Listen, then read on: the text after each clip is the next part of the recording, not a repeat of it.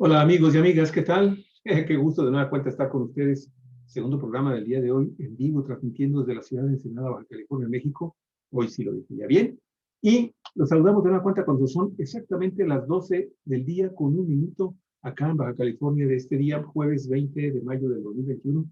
Ya comiditos, ya desayunados, ya bien vestiditos. Híjole, es que buenos días amigos, amigas de Cuatro Vientos, es que es preferible interrumpir un poco para desayunar porque si no después andamos como fieras, gruñendo de hambre.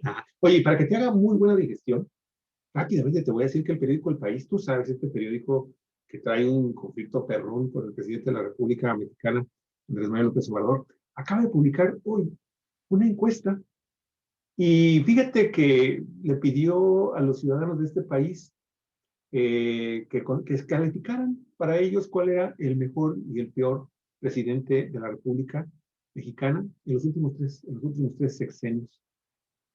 Y bueno, el peor salió Enrique Peña Nieto.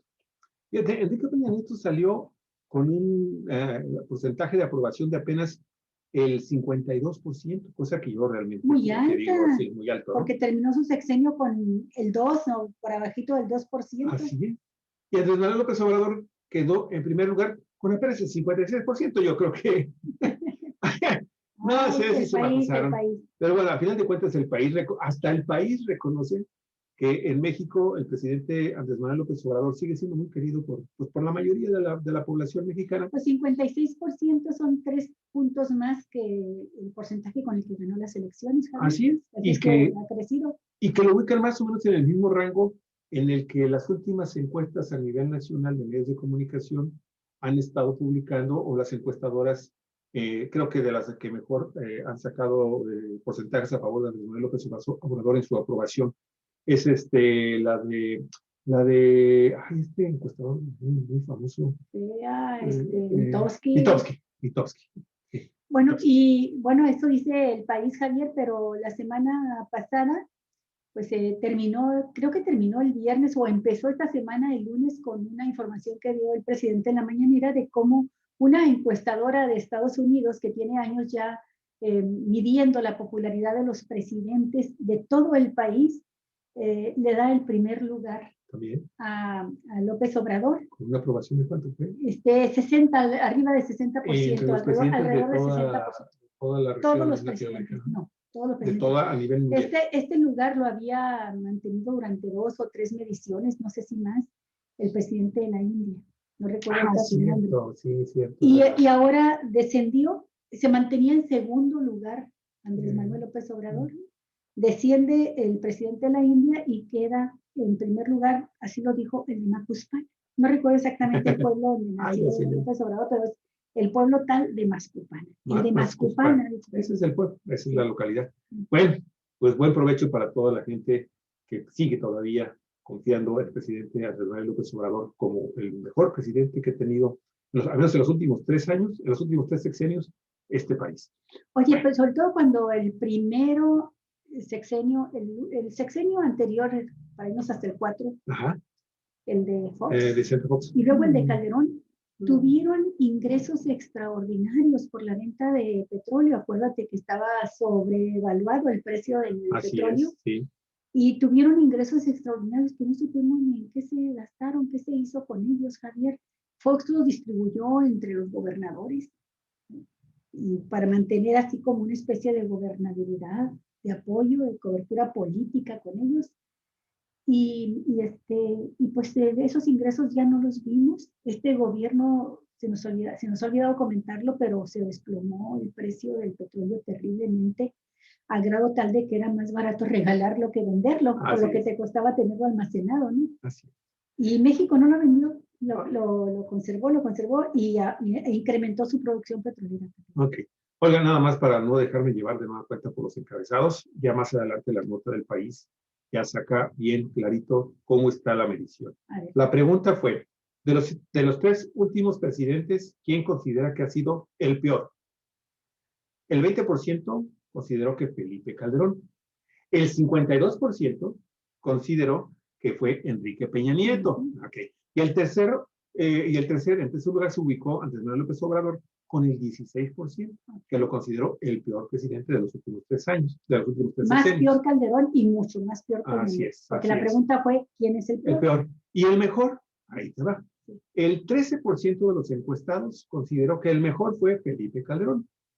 El 10% contestó que fue Enrique Peña Nieto y el 56% consideró que fue Andrés Manuel López Obrador. Ahora aquí, perfecto, aclaro. Okay. No me vuelvo a llevar por eso. Más claro. Sí, porque luego las cabezas.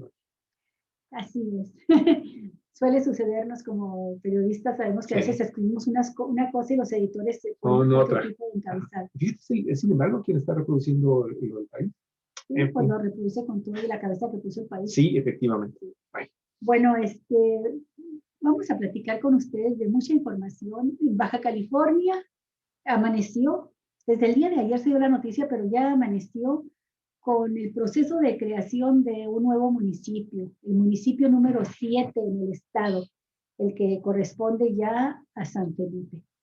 Pero a la vez vamos a platicar también de cómo entra a su primera crisis interna el Consejo Fundacional de San Quintín, el municipio también reciente, el 6º, y que pues ha tenido muchas dificultades para poder operar porque no les dieron los recursos, no le hicieron la entrega de instalaciones, no le dieron todo lo que necesita, presupuesto y demás para poder funcionar consejo fundacional.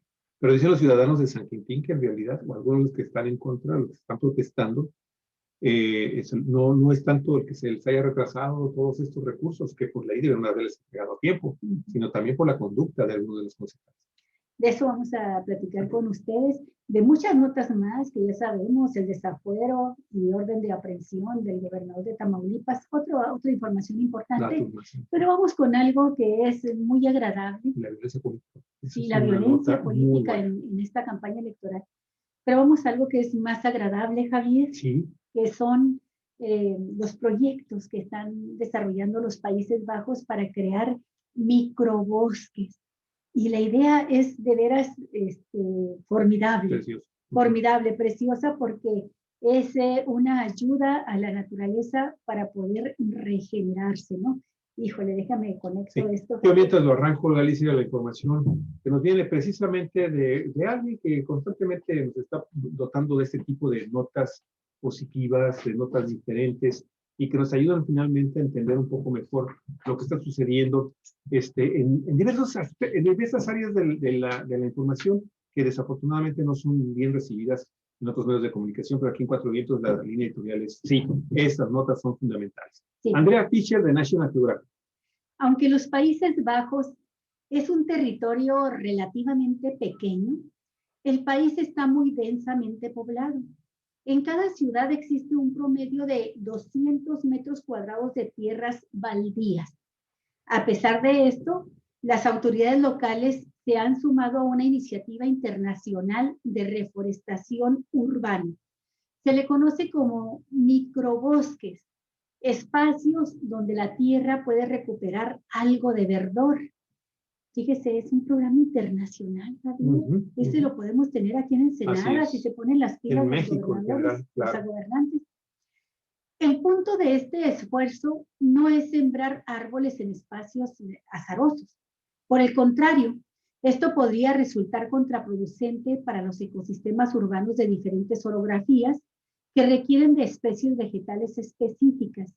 En lugar de eso, se planteó emplear el antiguo método japonés del Miyawaki. Aunque puede parecer contraintuitivo, sembrar árboles en áreas reducidas hace que estos crezcan 10 veces más rápido que los monocultivos. El punto es preparar la tierra utilizada con nutrientes de manera que reciba especies vegetales endémicas y se propicie su desarrollo de manera saludable y sustentable. Usted ponga la tierra ahí fértil y van a caer las semillas que se requieren, ¿no? Los resultados fueron casi inmediatos en los Países Bajos. Los microbosques crecieron densamente en tan solo unos cuantos años. Al ser plantados muy cerca los unos de los otros, se propulsa la creación de un ecosistema pequeño que, además de sostenerse a sí mismo, promueve que aves, insectos y otras especies animales los habiten. No solo eso, ayudan a purificar el aire de las áreas urbanas conforme los árboles envejecen. Clara Manuel, quien es ingeniera forestal urbana, se ha involucrado en los últimos años activamente en el desarrollo de este método en ciudades más gentrificadas de los Países Bajos, como Utrecht y Ámsterdam. La experta destaca que los microbosques son como burbujas resilientes de naturaleza. Para ella, esto no se trata de un simple acto de jardinería. Según la investigación conducida, un solo microbosque atrajo cerca de 600 especies de animales. Estos animalitos hoy habitan este bosque y lo hacen funcionar. Con respecto a los cuestionamientos sobre si realmente podría generar una tendencia positiva que mitigue el calentamiento global, los científicos aseguran que es posible ralentizar, hacer más lenta la crisis climática. Sin embargo, por sí solos no pueden acabar con ella, porque para esto se requeriría terminar con las emisiones de dióxido de carbono por completo. A pesar de esto, el problema se ha ampliado a las escuelas primarias neerlandesas. Así, los niños reciben educación ambiental que les permite ser sensibles a la situación climática e involucrarse activamente en la solución del problema, al menos a nivel local. Y Javier, pues tiene mucha lógica esto de los microbosques.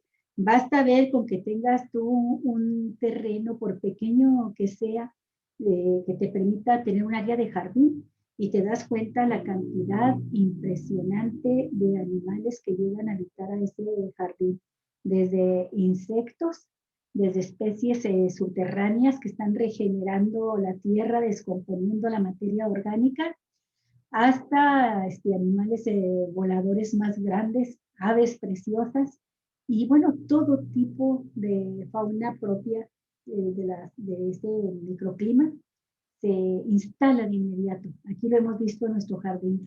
Sí, definitivamente iba a comentar precisamente eso, Galicia, porque una vez que empieza a surgir la vida vegetal, de inmediato vienen los insectos y de ahí se empieza a desarrollar una cadena, amigos y amigas, de vida, que la verdad es un goce, es un disfrute el poder vivir en lugares en donde está la vegetación y la fauna conviviendo de una manera armónica.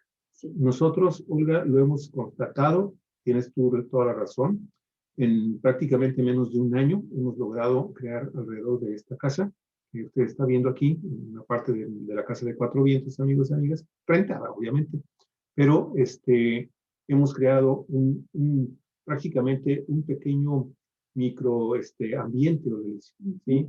Un pequeño microclima, un pequeño...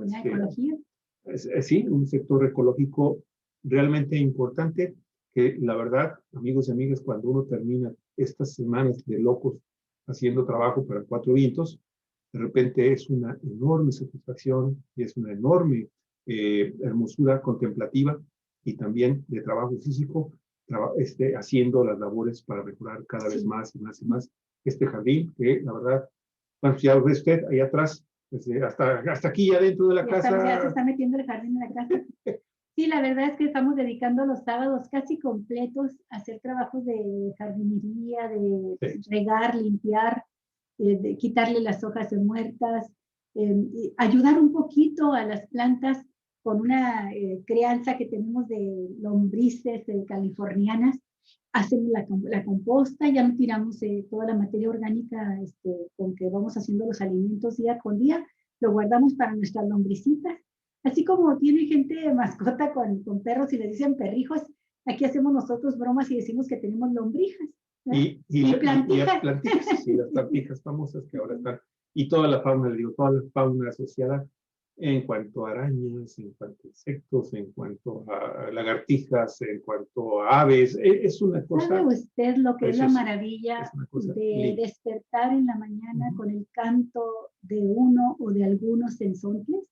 O de los loros, que también ya ves que andan aquí en Parvada. Pero los que nos despiertan en las mañanas muy temprano son los sensontles. Imagínese despertar así pues eso no tiene precio, ¿no? Es una belleza, eso ya le da calidad de vida. Ya nos alegra el día desde el inicio. Bueno, vamos a otro caso que no nos alegra tanto, sí, ¿verdad? Pero que tiene su aspecto positivo, Javier. También. Claro, definitivamente lo tiene. El caso de Francisco Javier García Cabeza de Vaca, este gobernador que anda prófugo, tiene la calidad de prófugo de la justicia, el gobernador de Tamaulipas. El presidente Andrés Manuel López Obrador exhibió esta mañana un oficio que envió el Departamento de Justicia de Estados Unidos, en el que solicita información sobre el gobernador de Tamaulipas, Francisco Javier García Cabeza de Vaca. Y dijo el presidente López Obrador que habría sido una vergüenza que este señor hubiera sido detenido allá en Estados Unidos y no aquí, como ha pasado históricamente con políticos mexicanos. Bueno, pues existe orden de aprehensión aquí contra este gobernador de origen panista. La mayoría de los exgobernadores acusados de distintos actos delictivos, desde corrupción, amigos y amigas, hasta enriquecimiento con recursos del crimen organizado, de acuerdo a esta nota Sin embargo, fueron detenidos en el extranjero. Javier Duarte de Ochoa, en Guatemala. Roberto Borges Angulo, en Panamá. César Duarte Jaques, en Estados Unidos. Tomás Yarrington Rubalcaba, en Italia. Eugenio Hernández Flores, en México. Y Humberto Moreira Valdés, en España, entre otros políticos detenidos.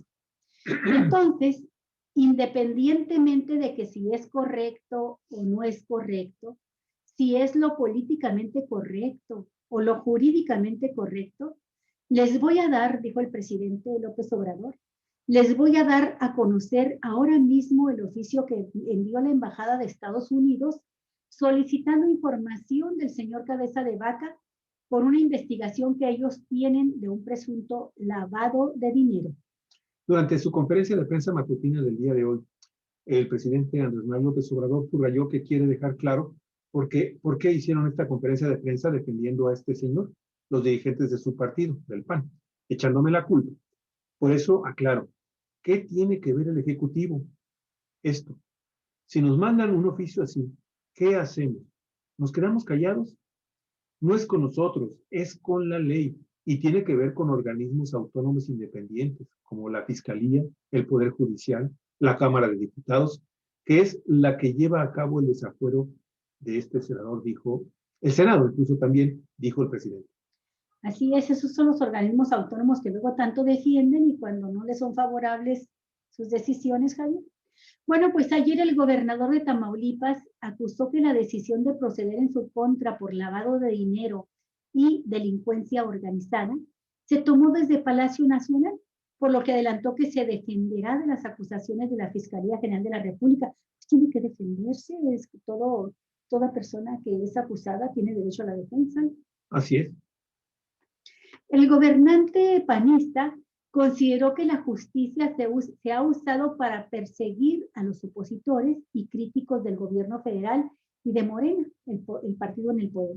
No es casualidad que la existencia de la orden de aprehensión se hubiese difundido en primera instancia por militantes del partido en el gobierno. Esto solo significa que la decisión de proceder en mi contra se tomó en Palacio Nacional, opinó en un comunicado que se difundió anoche. Cabeza de Vaca podría ser detenido en cualquier momento.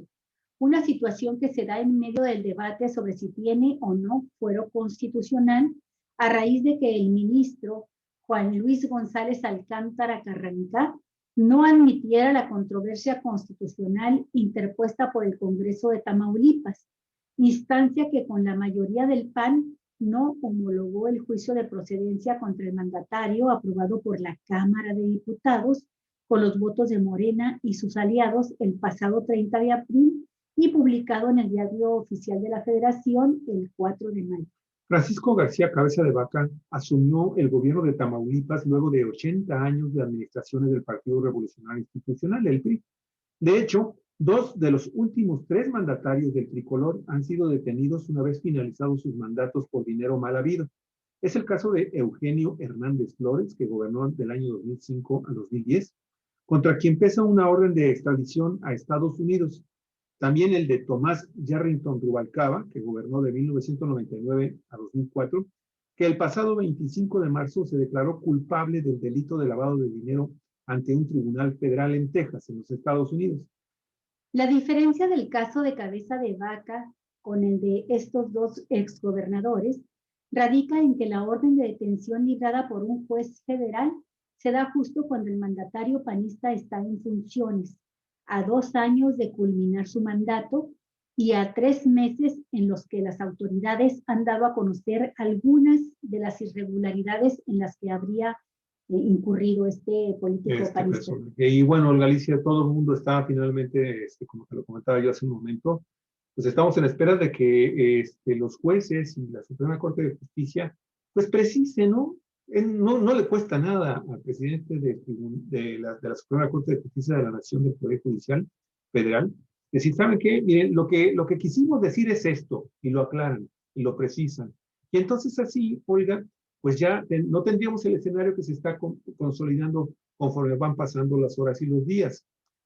Tenemos el día de hoy, en un momento, creo que está dándose en este momento, amigos y amigas, cuando son las 12 del día, con 25 minutos, tiempo de Baja California, se está dando una reunión, una asamblea, una sesión extraordinaria en el Congreso de Tamaulipas para ver qué es lo que va a suceder, porque anoche mismo también, lo comentábamos hace rato en el programa con Jesús Sosa Castro, nuestro colaborador en la Ciudad de México, sobre temas políticos, veíamos precisamente, Galicia, que anoche Ricardo Monreal, que es el coordinador de la Junta de Política en el Senado de la República, pues ya estaba convocando a todas sus pares para que se prepararan ante lo que parecía ser un vacío de poder en el estado de Tamaulipas.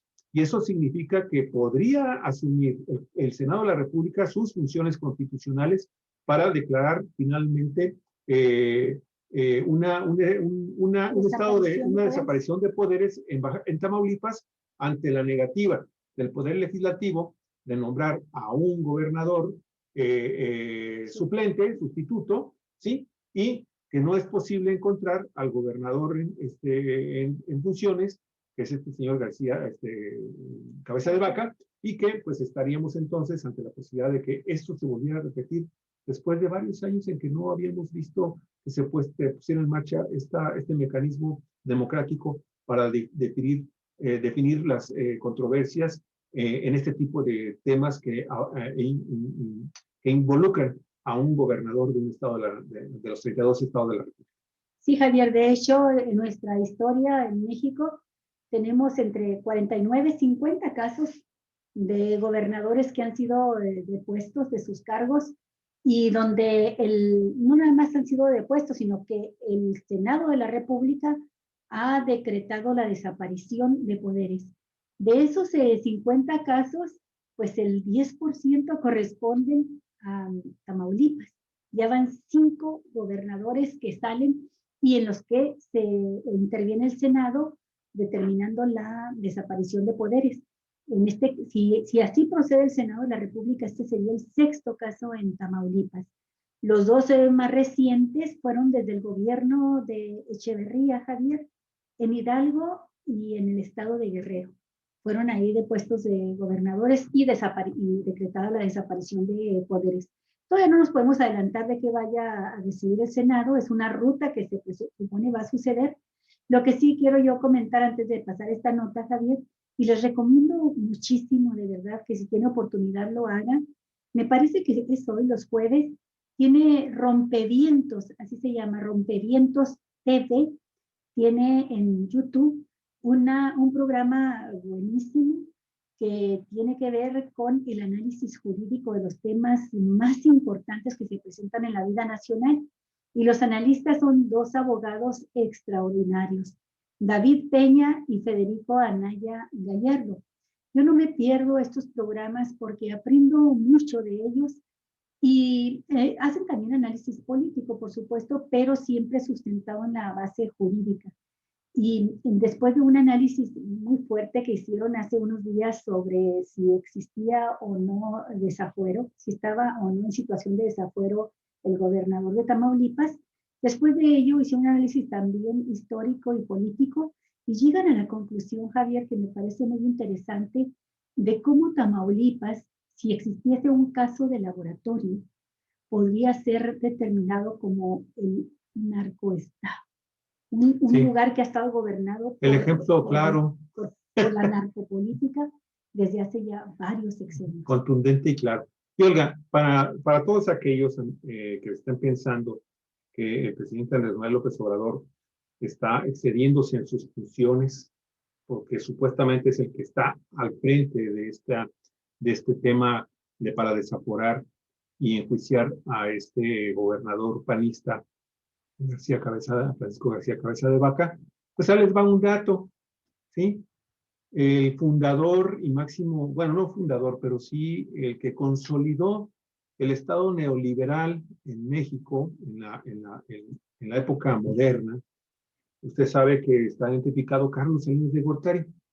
Bueno, amigos y amigas, Carlos Salinas de Gortari, que gobernó 6 años a partir de 1988, de diciembre, el 1 de diciembre de 1988. A trasmano, siguió gobernando otros sexenios. Pues sí, pero ¿sabe cuántos estados de la República Mexicana, que en aquella época eran 31, se quedaron sin gobernador electo por intervención directa del presidente Carlos Salinas de Gortari? Pues nada más y nada menos que 14 estados de la República. La mitad, Javier, los cambió por sus pistolas. Así es, entonces. Los quitó, los destituyó. Algunos los cambió para llevarlos a su gabinete, que nada más fueron 4 casos. El más sobresaliente fue el de Fernando Gutiérrez Barrios.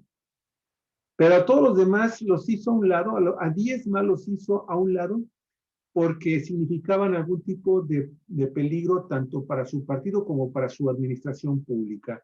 Y el más emblemático fue el tabasqueño Salvador Neme Castillo, por Galicia. Sí. Estos datos que los estamos y otros por de venganza política, como lo sí. recordamos que fue el caso de Xicotenca Leiva Mortera en Baja California también. Ahí entraría precisamente uno de los 10 que fueron con toda premeditación, alevosía y ventaja por parte del presidente de la República, simple y sencillamente porque Baja California fue, como tú lo decías hace un momento, el único estado del norte de la República en donde el cardenismo arrasó en las urnas y no hubo forma de que se pudiera evitar que Cuauhtémoc Cárdenas oficialmente ganara las elecciones de ese proceso electoral también tan sucio, tan desasiado, ¿sí? Y que pues provocó la ira y fue el primero de los 14 que destituyó, o sea, para atraerlos a su gobierno, 4 casos nada más, y los otros 10 por venganzas, por claras venganzas, o porque veían los gobernantes en turno peligro para su proyecto político o para su partido político. Así está el asunto. Entonces, que no nos vayan a decir, este dato es muy importante en este momento de grandes controversias y de acusaciones, por decirlo menos, falsas, ¿sí? Malintencionadas, de que Andrés Manuel López Obrador podría ser el presidente que está interviniendo directamente en asuntos que solamente le competen a los estados.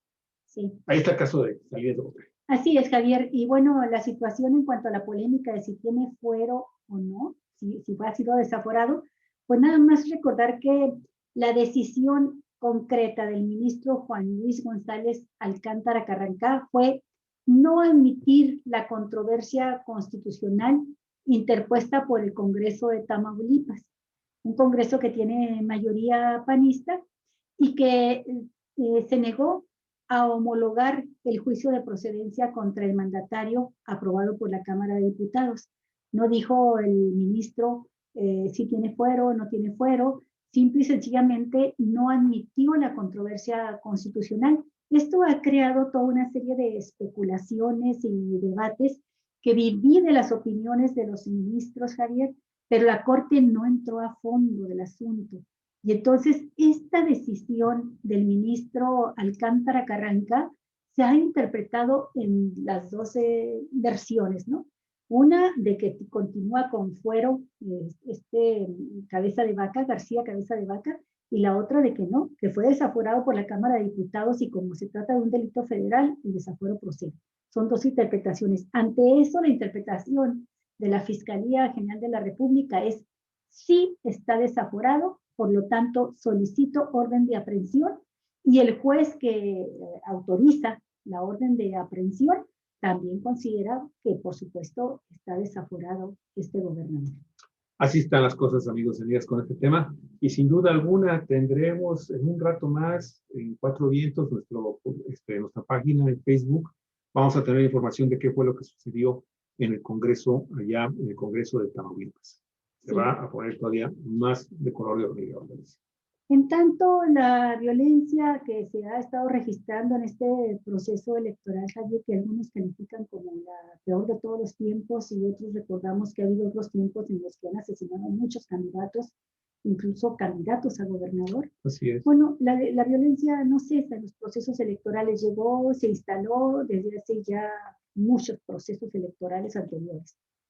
3 indígenas otomíes fueron asesinados luego de una discusión de índole electoral en Pahuatlán, Puebla. Un atentado a balazos contra el candidato priista a la alcaldía de Mariscala, Oaxaca, en el que su hija resultó herida, y un aspirante a regidor de Bahía de Banderas, Nayarit, y su hermano golpeados y torturados, incluso con mordidas de perro, son algunos de los hechos violentos más recientes en el contexto del proceso comicial. A lo anterior se suma un ambiente enrarecido por acusaciones, denuncias, descalificaciones entre los contendientes de todos los partidos políticos y de las alianzas entre estos, conforme se aproximan los comicios estatales y federales del próximo 6 de junio. En Puebla, 5 personas que se encontraban en una vulcanizadora del barrio de Xochimilco, municipio de Pahuatlán, iniciaron una discusión sobre temas electorales. El alegato subió de tono cuando se fueron sumando más ciudadanos, al grado que algunos, aún no identificados, sacaron armas y dispararon contra quienes discutían. 3 otomíes fallecieron y 2 resultaron con heridas que requirieron hospitalización. En protesta, decenas de pobladores acudieron a la alcaldía para exigir que la policía buscara a los responsables de los crímenes, pero al no haber respuesta, rompieron cristales y pintaron paredes del inmueble. Alrededor de las 18 horas, los lugareños volcaron una patrulla y le prendieron fuego, lo que motivó la llegada de elementos de la Guardia Nacional y de la Secretaría de Seguridad Pública. Los inconformes acusaron a la alcaldesa Guadalupe Ramírez y a su esposo, el exmunícipe Arturo Hernández, de alentar diferencias políticas y polarizar a los ciudadanos, lo que derivó en violencia política. La funcionaria, acusaron, ha desviado recursos públicos y personal del ayuntamiento para favorecer a su favorito, Enrique Castillo Santos, candidato a alcalde de los partidos PRI, PAN y PRD. Ella fue candidata del PAN y del PRD. Por la presidencia municipal contienden además Benjamín Ramírez de Movimiento Ciudadano, representante de las comunidades indígenas del municipio, Gabino Hernández, que es candidato independiente, quien tiene apoyo de la población mestiza. Hasta la noche de ayer miércoles, los pobladores se mantenían apostados en el inmueble en espera de que Ramírez se presentara para exigirle seguridad. Mientras tanto, en Oaxaca, Jairo Hernández, candidato del PRI a la alcaldía de Mariscala de Juárez, fue objeto de un atentado del que solo salió ileso, pero su hija resultó herida de un impacto de bala en el abdomen. La menor de edad fue ingresada en el Hospital General de Huajuapan de León, donde fue operada de emergencia y se le reportó estable, informó la Fiscalía General del Estado. Este candidato acudía a un desayuno, pero al transitar cerca de la unidad deportiva en el centro de esa localidad de la región mixteca, desconocidos se acercaron y dispararon a la parte trasera de su automóvil. Eviel Pérez Magaña, quien es el dirigente estatal del PRI, condenó estos hechos y demandó a las autoridades dar con los autores materiales e intelectuales de esta agresión. No podemos permitir en Oaxaca estos actos. Refirió que Jairo Hernández se perfila como puntero de esa localidad y consideró que el aspirante ha pisado algunos callos de intereses oscuros y pidió que sea el pueblo el que elija sus autoridades y no la violencia. En Nayarit, la dirigencia estatal de Movimiento Ciudadano informó que el pasado martes unos 12 hombres armados secuestraron a Milton Martínez, candidato a regidor por la quinta demarcación en el municipio de Bahía de Banderas, y a uno de sus hermanos.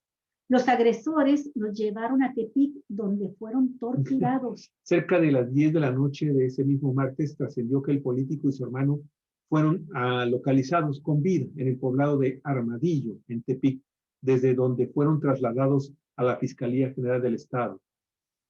Y Fidelisa Reyes Hernández, dirigente estatal de Movimiento Ciudadano y quien también es candidata a la alcaldía de Tepic, señaló: están golpeados, traen mordeduras de perros, lo hicieron para torturarlos.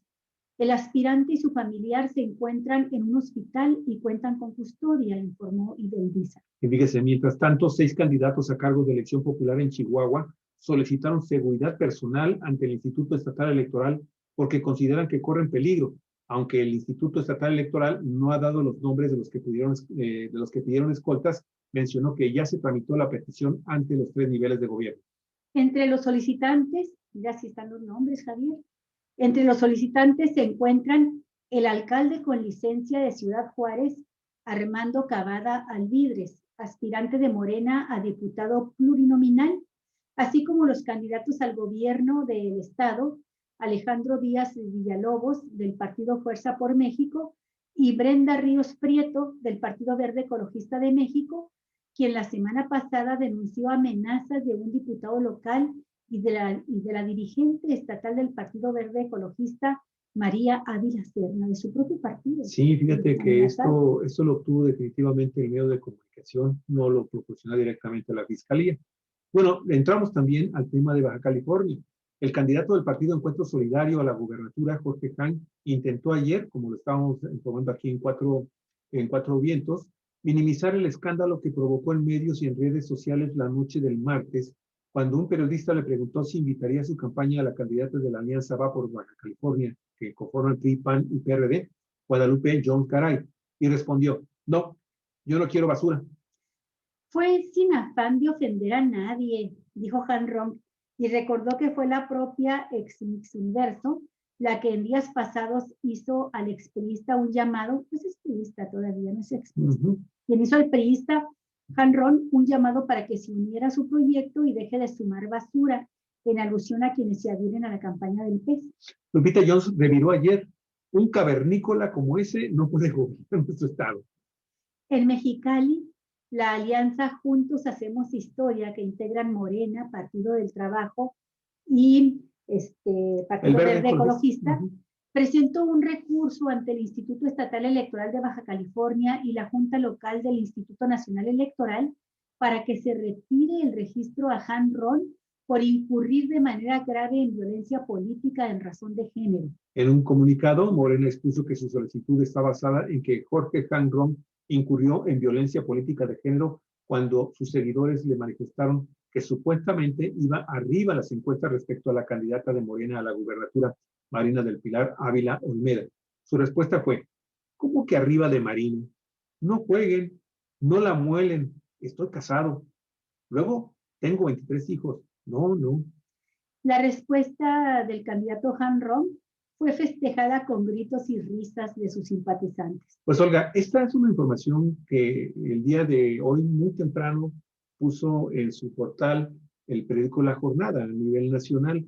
Pero ¿sabes qué? Estoy consultando Proceso y tengo 4 casos más recientes. Uno de ellos habla de una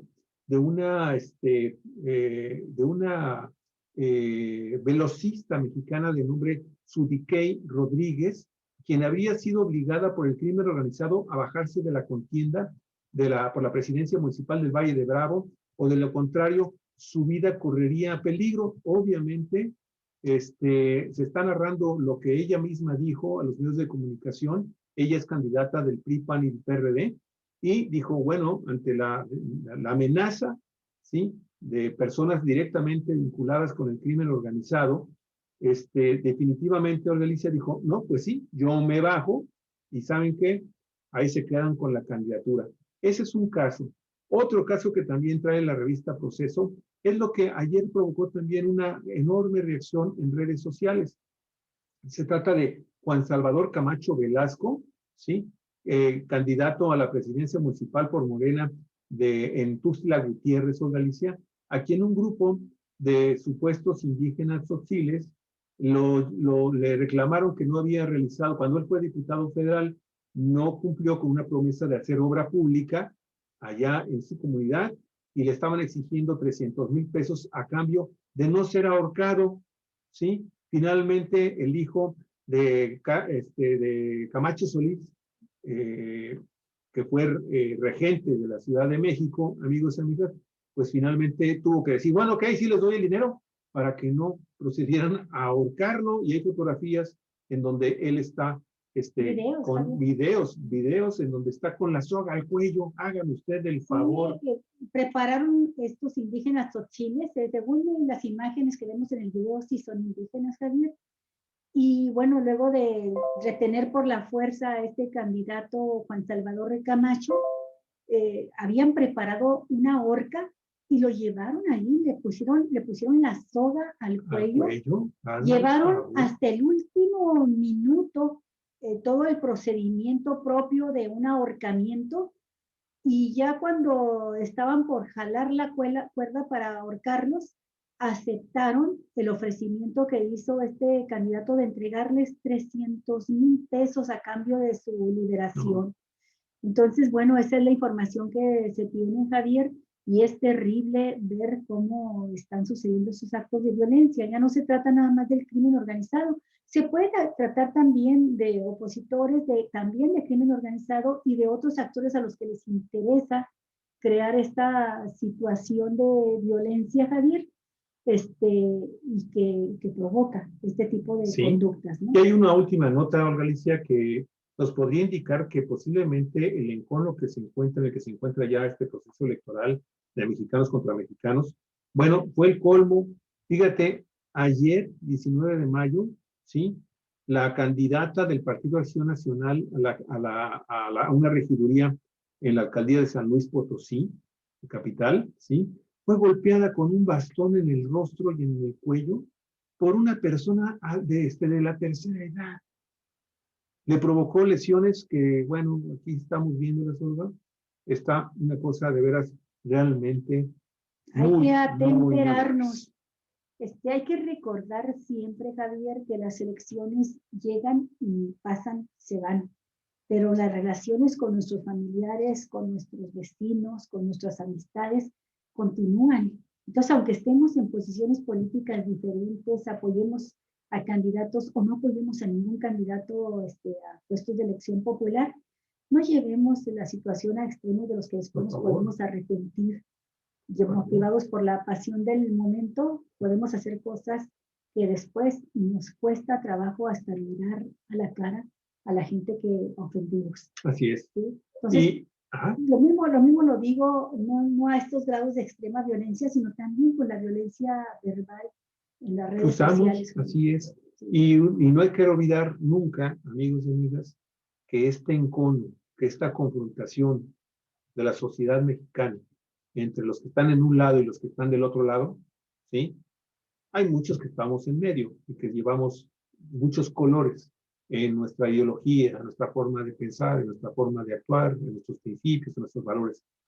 Pero hay dos sectores que se están confrontando cada vez más, pero que arrancan prácticamente desde la campaña presidencial del 2006.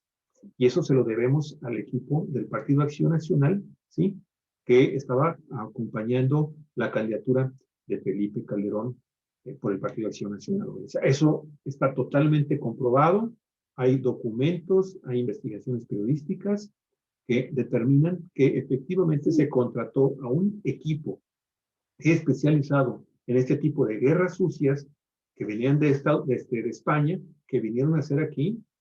Solá, se apellida uno de ellos y acuñaron la frase Andrés Manuel López Obrador, AMLO, un peligro para México. Una frase nada original, Javier, porque para mi sorpresa, pues uno no se entera bien o estaba muy joven cuando sucedieron esos hechos y no lo recordaban, pero con mucha sorpresa descubrí o redescubrí que en su tiempo esa frase se la endilgaron a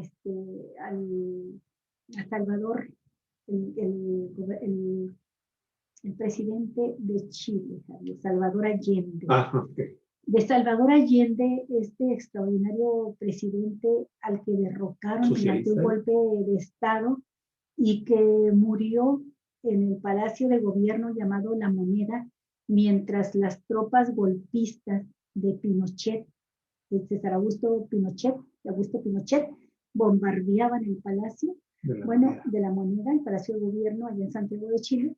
Bueno, pues de Salvador Allende, un humanista, extraordinario personaje, le decían eso, que era un peligro para Chile. Así también esa frase la acuñaron contra López Obrador, y de ahí en adelante ha ido escalando y escalando esa violencia, Javier, de todos los tipos verbales y jurídicos, hasta llegar al punto en que nos encontramos hoy. Hay que recordar que a López Obrador, a él sí lo desaforaron por persecución política, claro. no como alega ahora Cabeza de Vaca, quien tiene investigaciones pendientes también en Estados abiertas, investigaciones abiertas en Estados Unidos. Y que, bueno, tiene varias acusaciones, Javier. Lo desaforaron por evasión fiscal, pero ahí pudimos darnos cuenta que la Fiscalía tiene diversas denuncias por el lavado de dinero, por presunto delito de lavado de dinero, por asociación delictuosa, y que también hay una acusación previa en las declaraciones de Emilio Lozoya Austin que señalan a Cabeza de Vaca como uno de los políticos que recibieron cohechos, sobornos millonarios para votar a favor la reforma energética de Enrique Peña Nieto. Todos esos son delitos. Y falta ver lo que tenga de investigación Estados Unidos, que regularmente sus investigaciones son en relación con el crimen organizado, con el narcotráfico. Así es. Bueno, Olga Alicia, ahí está también esa información, sin duda alguna. Esto le puede servir a algunas autoridades arbitrales, electorales en México para decir, la situación de violencia está sumamente complicada, vamos a suspender las elecciones. En fin, así está. Vámonos a la cuarta nota, Olga, que vendría siendo en realidad la número 5, porque ¿sabe qué? Se está dando un informe muy interesante sobre el tema de cómo está, de cómo están las concesiones mineras en nuestro país. Sí, esa es la 4. Sí, perdón, es que como dimos una que no estaba originalmente, sí, cuando arrancamos. Sí, esta nota la publica La Jornada. Así es, Fabiola Martínez y Roberto Garduño, efectivamente. Adelante. En 68 de las 142 áreas naturales protegidas que existen en nuestro país, hay concesiones mineras y existen 1.609 permisos de esa industria que se superponen. Así lo informó la Secretaría de Medio Ambiente y Recursos Naturales, la Semarnat. Existen además 466 presas de jales, es decir, de residuos tóxicos que son arrojados por la minería, en las cuales se han registrado 23 incidentes en un periodo de 33 años. El presidente Andrés Manuel López Obrador dijo que se revisará todo el sector y en el caso de la contaminación del río Sonora, provocada en 2014 por la empresa Buenavista del Cobre, el expediente está abierto, advirtió el mandatario. La semana próxima habrá una reunión con los afectados. Bueno, la nota no dice que Buenavista del Cobre forma parte de las compañías mineras que integran al Grupo México, del tercer hombre más millonario, más rico de este país, que es Germán Larrea. En cuanto a la explotación de litio, informó que su gobierno solicitó asesoría a su contraparte de Bolivia para definir, a partir del análisis de ese modelo, la política pública para los yacimientos del metal en México. De litio. En la conferencia de prensa matutina en Palacio Nacional, la titular de la Semarnat, María Luisa Albores, dijo que el objetivo es hacer una revisión muy seria, en especial de las presas de jales, aunque admitió que en ese tipo de situaciones no hay una solución con vara mágica. En el informe de la dependencia se manifiesta también que durante el periodo 2006-2018, la minería extrajo más de 1,059 toneladas de oro, equivalente a casi 6 veces a lo que se obtuvo en 300 años del periodo colonial en México. Igualmente logró 48,626 toneladas de plata, que son más del 90% del registro de ese mismo periodo. Qué barbaridad, Javier. No, sí, estamos hablando nada más de 2 sexenios del prianismo. El primero de Calderón, el sexenio de Calderón, y el otro, el sexenio de Peña Nieto, del PRI, de 2006 a 2018. Fíjate, qué barbaridad, Javier. Yo pensé que era en todo el periodo neoliberal. No, nada más y no se trata, pensé que era desde 1982 a la fecha, y no solamente de 2006 a 2018. Extrajeron 6 veces lo que se llevó la corona española en oro de México. Qué bárbaros. Y produjeron el 90% de la producción, más de la producción también de plata de ese mismo periodo. Es impresionante. Qué manera de saquear los recursos. ¿Y qué nos ha dejado, Javier? Nada. Ni siquiera impuestos pagan estos desgraciados. Ahí tienes las condiciones de vida y de trabajo de estos pobres mineros. Que pasen los desgraciados. También destacó que el presidente de la República, que en los gobiernos neoliberales, el 75% de las concesiones mineras se otorgaron a empresas extranjeras y la superficie destinada actualmente a la minería es de 21 millones de hectáreas, una superficie similar al estado más grande territorialmente que existe en la República Mexicana, que es el estado de Chihuahua. Bueno, mire, además la secretaria de la Semarnat, María Luisa Albores, también destacó que hay 503 concesiones en etapa de exploración, 96 en producción, 49 en desarrollo, 503 están detenidas y en revisión y 6 operaciones fueron cerradas.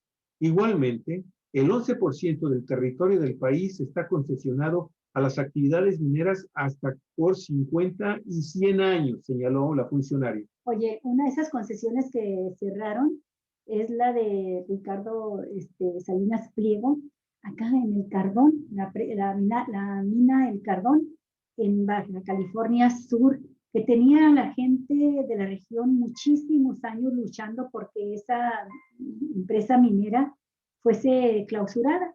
Y fue de las primeras decisiones del gobierno de López Obrador. Y yo digo, cuando hablan de que Salinas Pliego es incondicional amigo de López Obrador, dije, ¿será cierto? Porque si así trata a los amigos, imagínenlo si no lo fueran, ¿no? Oye, y también hay que señalar, ahorita ya que estamos más o menos por el terruño, que una de las 503 compañías mineras que están detenidas en revisión está precisamente en San Felipe. En San Felipe está vigente un conflicto, amigos y amigas, que han encabezado los mineros de esta importante región que ayer fue municipalizada, acá en Baja California, ¿sí? Y está vigente ese expediente, está vigente esa lucha de los trabajadores mineros en contra del Grupo Carso, porque forma parte de las compañías de Carlos Slim Helú, el hombre más rico de México y uno de los primeros 20 más millonarios en todo el planeta. Entonces, es importante también que tengamos conciencia de que ese proyecto está ahí detenido en este momento por el conflicto laboral que están confrontando a la empresa con sus trabajadores. Que también dicen que es amigo del presidente. Que también lo menciona como así es.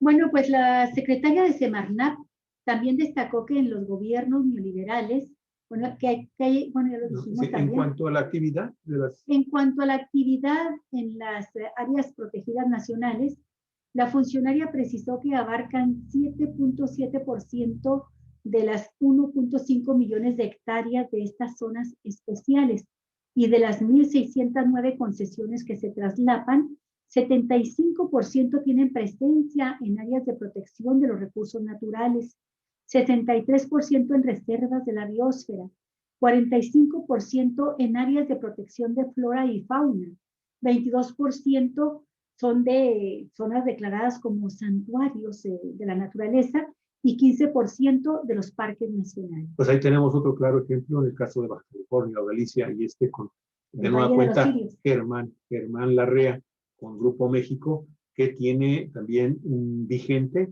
un permiso de explotación de cobre en la mina El Arco, y que está ubicada justo en medio de dos áreas de reserva de protección natural, e incluso la biosfera, la reserva de la biosfera del Vizcaíno. Esa es la que corresponde a Baja California Sur, y la que corresponde a Baja California o Galicia es precisamente lo que tú acabas de mencionar, esta área natural protegida de el lirio, de los sirios, perdón.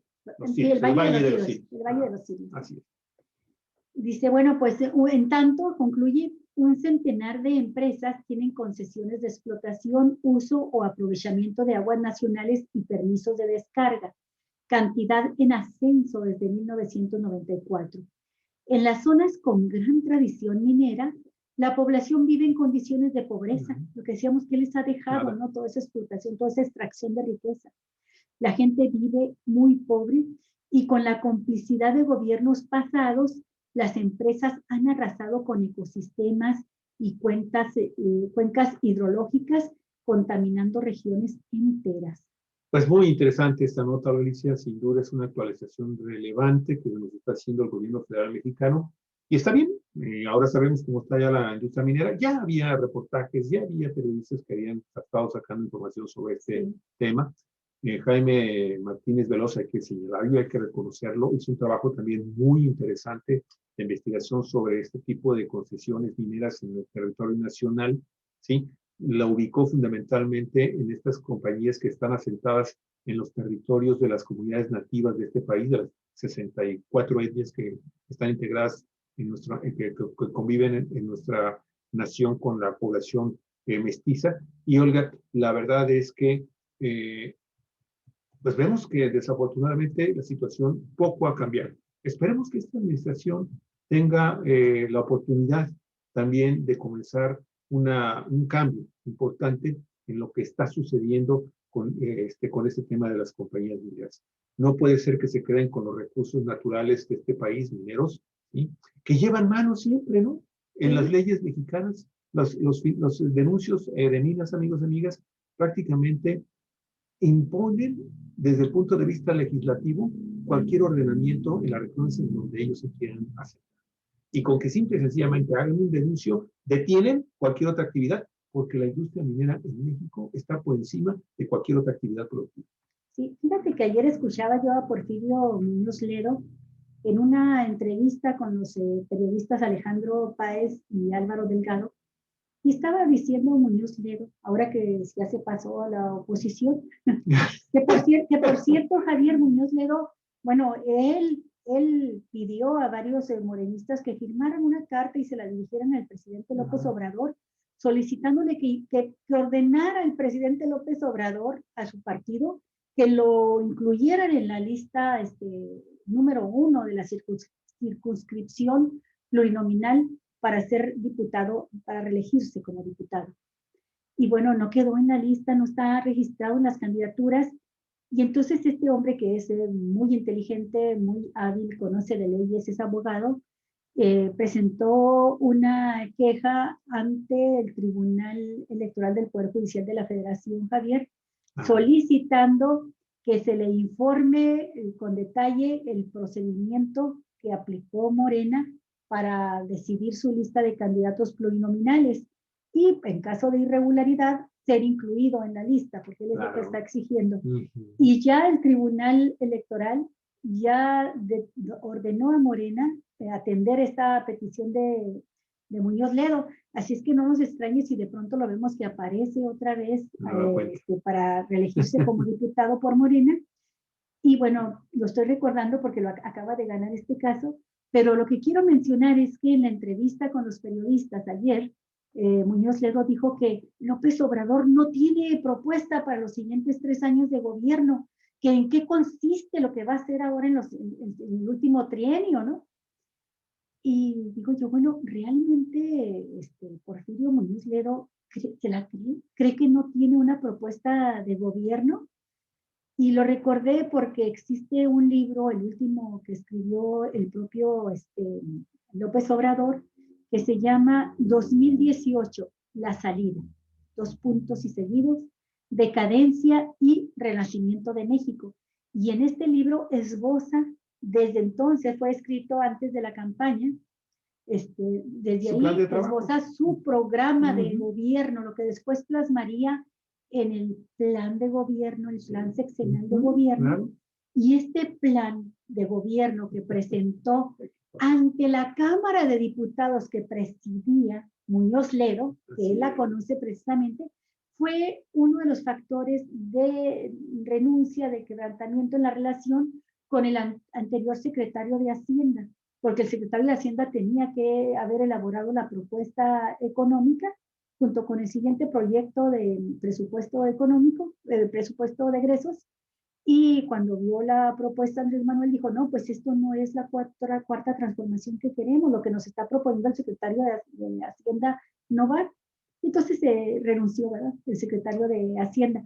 Pero ahí está, en ese libro, 2018, La Salida, ahí está todo el proyecto obradorista de gobierno, que ha venido además repitiendo desde el 2000, por lo menos, cuando fue jefe de gobierno de la Ciudad de México, y luego se postularía en 2006 para candidato a la presidencia. 3 veces candidato a presidente, 3 veces un programa que se modifica muy poco, y luego un plan sexenal de gobierno que recibió Porfirio Muñoz Ledo como presidente de la Cámara de Diputados, un documento oficial. Y ahora viene Muñoz Ledo con que López Obrador no tiene plan para los siguientes 3 años. Y sabes una cosa, yo con eso concluiría este comentario y esta información que voy a compartir. Lo cierto es que le ha ido muy mal en los últimos días a Porfirio Muñoz Ledo.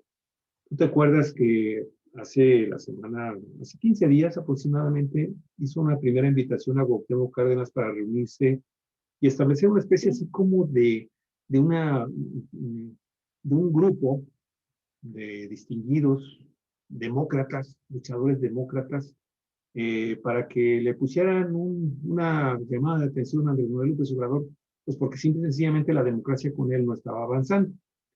Y tú sabes que en ese sentido, Cuauhtémoc Cárdenas le dijo, no, yo no voy.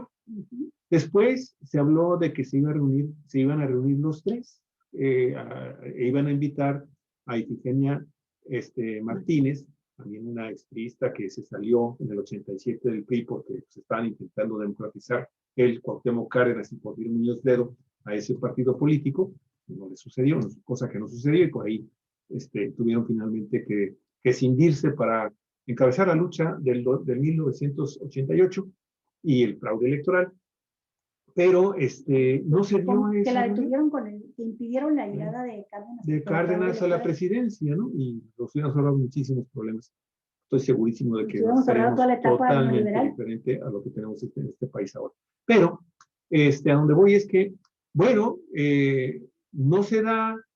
Finalmente, Porfirio Muñoz convence a Ifigenia de escribir un decálogo, de firmar un decálogo sobre cómo se debería hacer el diálogo por la nación para avanzar a la democracia, porque el país se había detenido, la cuarta transformación y el gobierno de Andrés Manuel López Obrador se había detenido y estaba inconcluso el proceso de democratización en México, a grandes rasgos. Prácticamente el país se detuvo y el proyecto se detuvo cuando él dejó de ser presidente del Congreso, de la Cámara de Diputados, Javier. ¿Qué crees que le pasó al pobre Porfirio? Lo desmintió, Porfirio.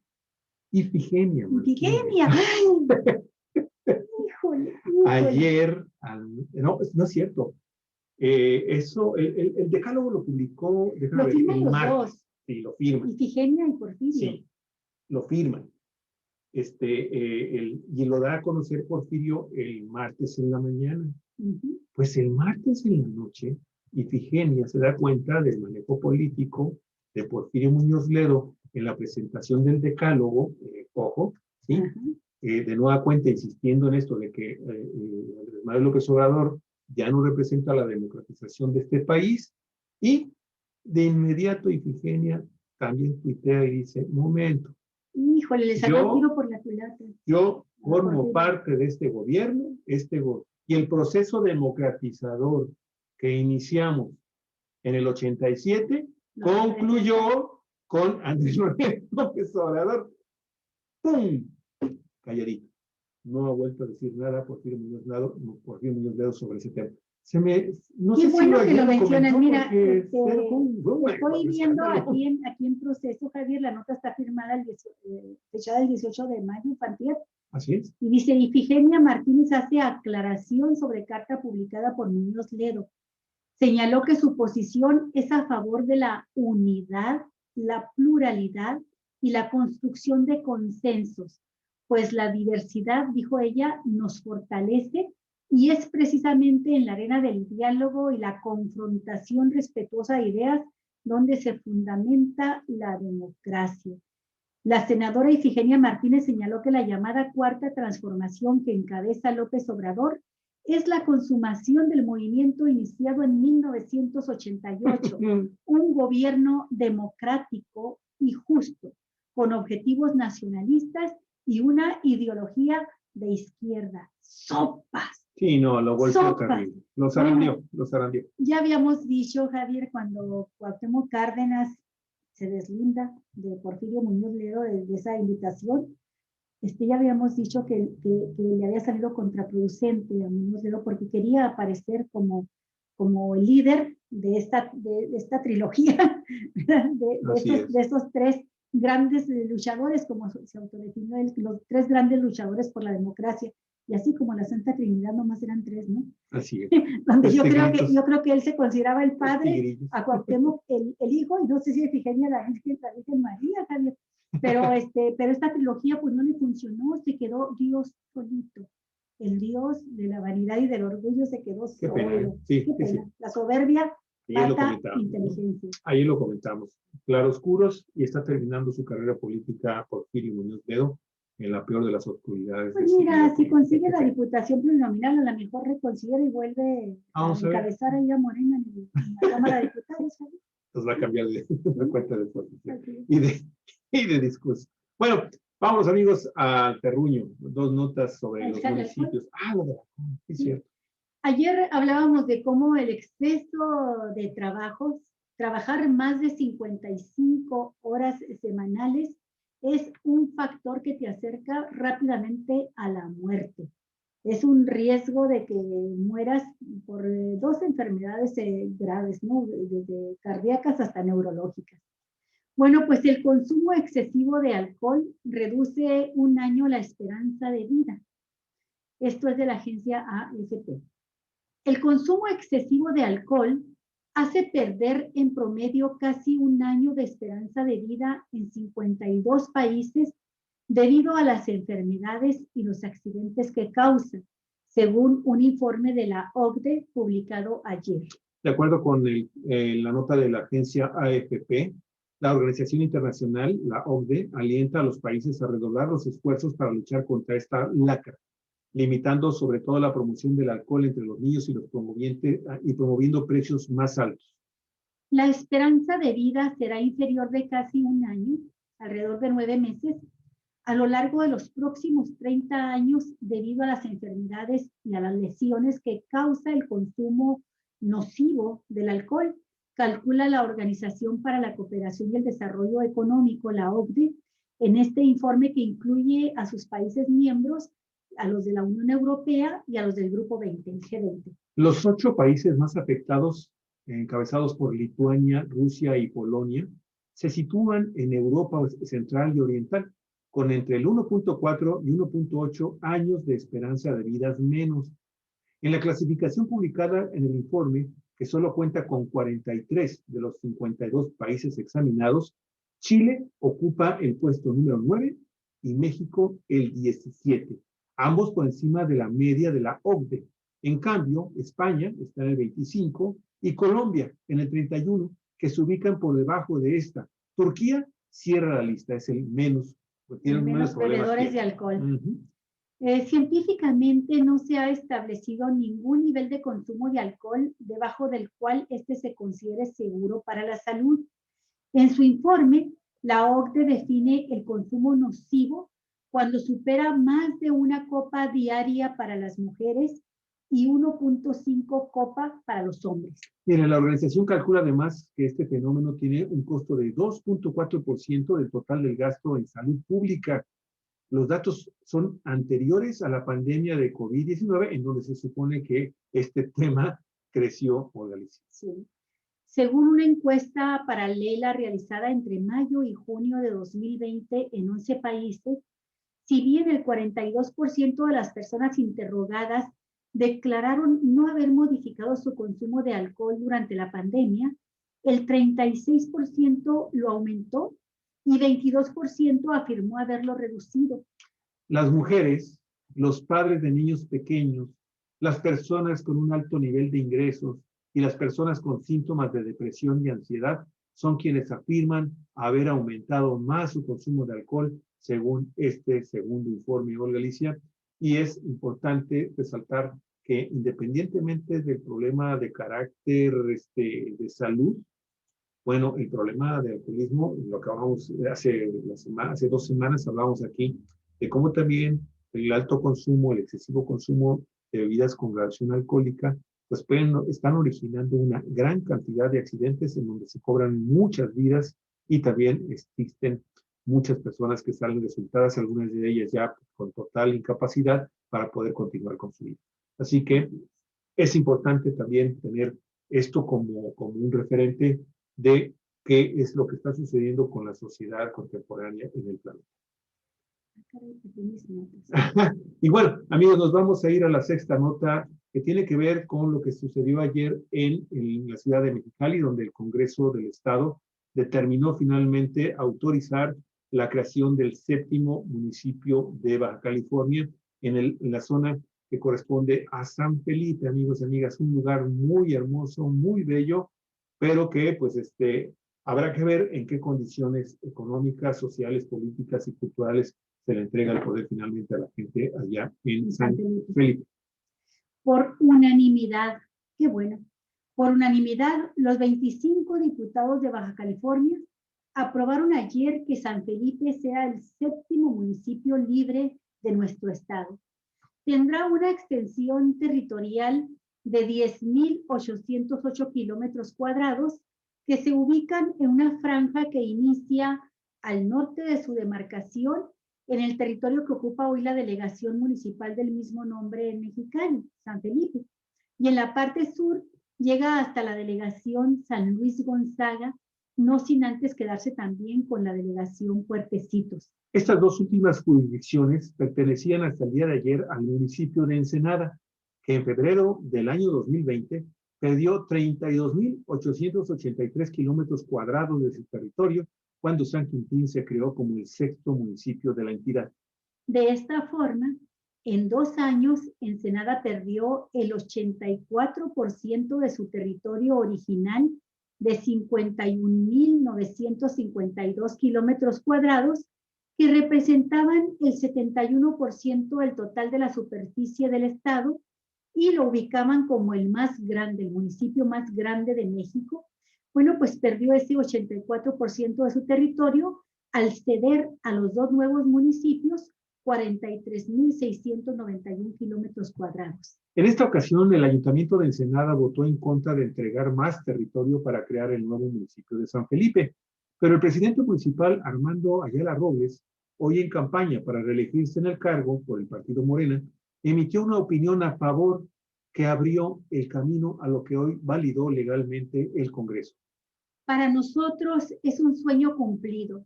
Es un trabajo de 34 años y hoy nuestra organización lo impulsó a través de un trabajo coordinado con los diputados que nos abre la puerta al desarrollo económico, al bienestar y la prosperidad, manifestó José Luis Dagnino, vocero de la organización social San Felipe Despierta, luego de la votación de los legisladores. También afirmó que hay estudios socioeconómicos que demuestran la factibilidad del nuevo municipio al tener la zona, de acuerdo con el Cabildo de Mexicali, más ingresos que egresos, así como recursos suficientes para pagar su propia nómina y cubrir también otros gastos de operación. En cuanto a la población del nuevo municipio, informó que tan solo en el puerto de San Felipe que será la cabecera de este nuevo municipio, habitan 30,000 personas y que otras 2,000 se incorporan como residentes en las localidades rancherías importantes como Puertecitos, Miramar y Bahía de San Luis Gonzaga. Al igual que en San Quintín, el Congreso nombrará un Consejo Municipal Fundacional con 7 concejales titulares y sus respectivos suplentes, los cuales serán propuestos por el gobernador Jaime Bonilla Valdés en un plazo máximo de 30 días, que estarán contados a partir de la publicación del decreto de municipalización en el periódico oficial del Estado. En su primer ayuntamiento, el mismo que se va a elegir ya con el voto popular, se elegirá en el proceso electoral del 2024, igual que San Quintín. Así es, Olga Alicia, y esto, bueno, viene finalmente a abrir una incógnita. ¿Qué va a suceder? ¿Sí? Porque si hicieron lo mismo que hicieron con el municipio de San Quintín, el Congreso, el gobierno del Estado y finalmente el gobierno municipal, en este caso de San Quintín, el de Ensenada, si van a hacer lo mismo con el de San Felipe, cuidado, porque de nueva cuenta podemos encontrarnos problemas como los que se están generando en San Quintín. Así es, por lo pronto, qué bueno que así suceda, Javier, porque ¿de qué nos servía estar presumiendo, escuchando en los discursos que Ensenada, el municipio más grande de la República Mexicana, cuando todas las delegaciones las tenían, así como decía mi abuelita, en la vil chía, Javier, ¿sí? Abandonadas, sin recursos, sin atención alguna, con presupuestos mínimos, a veces ni siquiera para pagar la oficina y el personal que ahí trabajaba, sin policías, con 2 o 3 policías, nada más. Javier, qué bueno que estos municipios, estas regiones se municipalizan, se independizan y crean sus propios municipios, porque creo que muchos ensenadenses a veces caemos en el error de mirar muy corto y decimos, ay, nos clavamos un puñal y decimos, ay, nos quitaron territorio. No, esas zonas que eran antes ensenadenses y que ahora van a ser un municipio propio, tienen más posibilidades de desarrollo con un gobierno municipal de ahí mismo, concreto, porque para empezar tienen recursos directos del Estado. Tendrán que programarlos tarde que temprano. El Congreso tendrá que programar el presupuesto de esos municipios. Tienen recursos directos también de la Federación, Javier, que ahora no les llegan, y tienen la posibilidad de gestionar con ya representación jurídica recursos hasta internacionales, Javier. Entonces, a mí me parece excelente. La gente quiere crear su propio municipio, independizarse por el alto grado de abandono en que han vivido durante muchísimos años. A veces hasta aquí en Ensenada los que viven en colonias populares más retiradas quieren independizarse, Javier. ¿Cómo no? Sí, el problema es eso, Realiza, definitivamente. El problema no es de tamaños, no es de territorios, sino que finalmente es de gobierno, ¿sí? Iba a decir que el problema sí es de tamaños. Sí es de tamaños. Tener el corazón así de este tamaño, grande para ver por la gente, Javier. Sí es de tamaño. Bueno, ella me está pegando los de tamaños. Estoy hablando de corazón. Ya sé. No, sí, es de voluntad, Javier, es de visiones, de querer a la gente. Es un tema de gobierno. Es un tema fundamentalmente de personas, las personas que llegan finalmente, que se hacen del poder.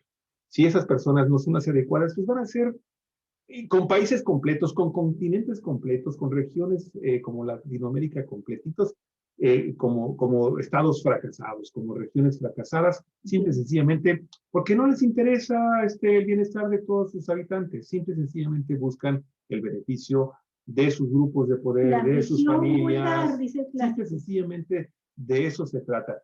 Y la gran duda que tengo, Olga Alicia, es de que vamos a ver si los próximos gobiernos de Ensenada pueden hacer algo con tan solo un municipio que se quedó con el 16% de su territorio original. Sí, o sea, es un tamañito ya pequeño, o sea, ya, me imagino que para también su mentalidad pequeña, sí, Ensenada. Híjole, a lo mejor ahora pueden atender la ciudad. Ajá, espero que con su mentalidad tan pequeña, ¿sí? Bueno, puedan entonces resolver los problemas sociales, económicos, políticos y culturales que se están generando en una municipalidad que también se redujo en tamaño. Entonces, ya no va a ser en este momento No tienen pretexto. un pretexto precisamente para decir, ¿sabes qué? Es que el municipio es muy grande. No, es que el sur profundo de Ensenada. Y como se les llena perdón, la boca con ese tipo de excusas, ¿no? O político demagógicamente. El sur profundo de Ensenada. Pamplinas, diría. Fíjate, simple y sencillamente vamos a observar, Alicia, que, que Ensenada finalmente pueda tener, ahora sí, ¿sí? Para empezar, los recursos económicos que necesita también para poder generar ya un municipio que tenga un nivel aceptable. Fíjate, nada más estoy diciendo un nivel aceptable de calidad de vida para sus habitantes. Vamos a ver qué sucede. Oye, hiciste que me acordara de doña Leonor, una señora, una vecina, que vivía en una casa muy grande, allá en Chihuahua. Y entonces un día el marido la criticó, ya sabes, la mujer era la responsable de mantener la casa limpia. Le dijo, oye, la casa está muy sucia. Dijo, es que no me doy abasto y a ti el sueldo no te alcanza para que me contrates a una trabajadora doméstica, entonces pues aguántate porque no me alcanza el día para hacer los quehaceres domésticos porque la casa está muy grande. Y entonces el tipo vendió la casa y le compró una casita chiquitita y dijo, a ver si así sí. a ver si con un nada más chico, a ver si así sí la mantienen por lo menos limpia y bien bacheada. A ver si finalmente se dan los tamaños. Bueno, en tanto, Javier, está el caso de San Quintín. A menos de un año de su integración operativa, increíble. El Consejo Municipal Fundacional de San Quintín entra en crisis política. Integrantes del Observatorio Ciudadano de San Quintín sostuvieron ayer un diálogo con el secretario general de Gobierno de Baja California, Amador Rodríguez Lozano, a quien pidieron su intervención para destituir de sus cargos al Consejo Fundacional Presidente, al concejal fundacional presidente de San Quintín, Alberto López Peralta. También al director de Seguridad Pública de la misma demarcación municipal, Juan Francisco Ramos López. Ello porque ambos servidores públicos tienen denuncias penales en su contra por amenazas, abuso de autoridad y usurpación de funciones, razón por la cual entregaron al secretario de Gobierno los números de expediente ministeriales que narran los presuntos hechos ilícitos en los que han incurrido Alberto López y Juan Ramos en las últimas semanas. Asimismo, solicitaron al Ejecutivo el retiro de sus funciones como director jurídico del licenciado Enrique Arellano Ortiz, que deje ese cargo ya de director jurídico, porque los miembros de esta organización civil, que se llama Observatorio Ciudadano de San Quintín, entregaron evidencia en imagen donde el servidor público, Enrique Arellano, realiza proselitismo político electoral en horas laborales, además de acusarlo de ineficiente, incapaz para realizar su trabajo, usurpar funciones y laborar en beneficio propio. Los ciudadanos agregaron una cuarta demanda, que los concejales propietarios y los empleados de primer nivel que ya trabajan en el Consejo Fundacional de San Quintín se reduzcan el salario en un 50%, ya que tan solo los concejales se asignaron un sueldo de 42,000 a 46,000 pesos mensuales, sí, lo que representa también para el presidente consejero 55,000 pesos al mes, en tanto que el oficial mayor gana 22,000 pesos, cuando las necesidades económicas y sociales de este naciente municipio requieren con urgencia políticas de austeridad y ahorro. Qué barbaridad, no tienen presupuesto para trabajar, pero ahí no les falla en el salario, Javier. Ahora imagínate ese sueldote para el promedio de sueldos que hay en San Quintín, por favor. Bueno, pues la reunión que tuvieron los ciudadanos de esta organización con Amador Rodríguez, el secretario de Gobierno, se dio luego de que miembros de 22 organizaciones civiles de San Quintín, que se identificaron como agrupaciones unidas de la región, tomaron las oficinas del Consejo el pasado lunes 17 de mayo por la mañana. En esa ocasión, el vocero de esta agrupación, Jorge Alberto Betancourt, informó que llegaron a esa situación por el oportunismo con el que obtuvieron el Consejo, los encargados de sacar adelante esta organización del nuevo municipio. actividad en la que también los designados por el gobernador Jaime Bonilla y el Congreso han demostrado negligencia, incapacidad e ineptitud comprobada. Fíjate, ya habíamos platicado con este Jorge Alberto Betancur. Sí, varias veces. Sí. Así es. Los que protestaron afirman que un ejemplo de mal trabajo que han hecho los acusados es el caso de la regularización de la tenencia de la tierra. Miren, dijeron lo siguiente: no entregaron la documentación completa y adecuada y a tiempo al Instituto para el Desarrollo Inmobiliario y de la Vivienda para el Estado de Baja California, conocido como INDIVI. Estamos hablando de miles de títulos que están detenidos en su tramitación por la ineficiencia y la falta de conocimiento técnico y jurídico de algunos empleados que fueron contratados por el Consejo Fundacional, en donde no existe el mínimo conocimiento relativo a sus respectivas áreas de trabajo, manifestó Jorge Betancur. Asimismo, identificó a las colonias Rancho San Miguel, Los Cabos y 2000 como las más afectadas por la presunta ineptitud de los nuevos funcionarios. Pero dijo, hay cientos de colonias más que están afectadas. Los vecinos ya nos están dando la información de todos los casos. En declaraciones hechas al periódico El Vigía el lunes 17 de mayo, la diputada reeleccionista por el 17 Distrito Electoral con sede en San Quintín, la morenista Miriam Cano, manifestó que la petición de los protestantes requiere que primero se inicie en el Congreso del Estado un juicio político en contra de los 3 acusados. El Congreso eligió a propuesta de Bonilla. Claro. Y calificó a los peticionarios de ser 22 políticos rancios y conservadores que se dedican a golpetear, que lo único que buscan es ser ellos quienes lleven las riendas del municipio. Y no, pues ¿cómo? Pues ¿cómo si esas nosotros queremos que esas riendas nosotros son mías?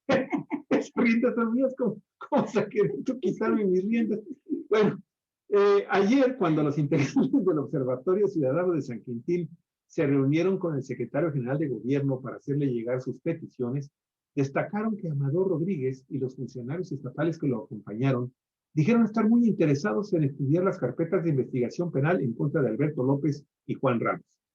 Oye, me quedé pensando, Javier, que cuando éramos niños, vivíamos en nuestras casas y teníamos una colotota que nos pisaran porque nos habíamos portado mal.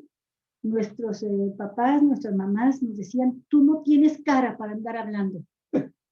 Si vergüenza tuvieras, no andarías diciendo nada. Quédate callada, quédate en casa hasta que corrijas tu conducta, ¿no? Ahí está la diputada que está usurpando una identidad indígena, hablando de políticos rancios y conservadores que se dedican a golpetear. No tiene cara para andar haciendo esas críticas cuando lo que debería, si vergüenza tuviera, es corregir el error que cometió de querer quedarse como representante de una comunidad, siempre se me olvida el nombre, indígena triqui, una comunidad triqui, para con eso registrarse, porque así aparece registrada, aunque diga que no, así aparece registrada como candidata en documentos oficiales del Instituto Estatal Electoral de Baja California. Dice Miriam Cano, candidata de Morena, comunidad indígena Triqui. Así es. ¿Sí? Y bueno, finalmente, amigos y amigas, estos integrantes de este Observatorio Ciudadano de San Quintín, pues dijeron que en los próximos días su agrupación va a tener otro acercamiento con el licenciado Amador Rodríguez Lozano, quien les prometió seguir en un diálogo directo con ellos y les va a llevar algunas respuestas a sus exigencias, Olga. Y bueno, mira, realmente, o sea, a mí me dio mucho gusto que finalmente San Quintín se convirtiera en municipio. Ya lo es desde el 22, bueno, a principios de febrero del año 2020. Pero, Olga, lo que me ha dado mucha tristeza es esta incapacidad aparente de este grupo de concejales que tú sabes han recibido una serie de acusaciones en su contra por ser oscuros, por no ser incluyentes, por apartarse del resto de la comunidad. Nosotros, como tú bien lo dices, hemos tenido pláticas directas con el presidente del consejo, Alberto López Peralta, pero de repente perdimos el contacto con él, no hemos estado pidiéndole entrevistas, como anteriormente lo estábamos haciendo por una vía y nos respondía, hoy ya no nos contesta, ya no nos dice nada. Y eso, pues a mí me da mucha pena de que finalmente él se esté cerrando la oportunidad de que en Cuatro Vientos, pues de dar a conocer sus puntos de vista, sus versiones sobre lo que está sucediendo. Hablar también quienes quieren, a lo mejor quienes quieren tener las riendas de ahí de ese gobierno. Quienes tienen las riendas. No les permitió hablar. Bueno, así terminamos el programa hoy. Esto va a seguir y es una lástima, Javier, porque todo San Quintín y todo el valle debería estar ahorita muy feliz, contentos, festejando el que finalmente construyen ya su propio municipio. El problema es que las autoridades que quedaron en el consejo, la manera en que se fue construyendo todo este trabajo, Javier, fue muy faccioso y no se permitió un proceso democrático, abierto, que integrara a todos los sectores, que contagiara de entusiasmo a toda la población. Y es muy triste porque la lucha fue de muchos años también para crear este municipio, y es muy triste que por intereses mezquinos, facciosos, ambición vulgar de poder, pues haya quedado reducido, aislado el Consejo Fundacional, que debiera estar ahorita totalmente arropado con legitimidad por parte de los sanquintinenses, que deseosos de ir construyendo su municipio. Para empezar, Javier, ¿por qué carajos se les envía hasta 2024 a elegir a su gobierno? 4 años de un consejo fundacional, Javier, son muchos. De hecho es más del periodo que tiene un gobernante de un municipio. ¿Por qué? Pues porque eso empata con el término de la segunda legislatura, ¿no?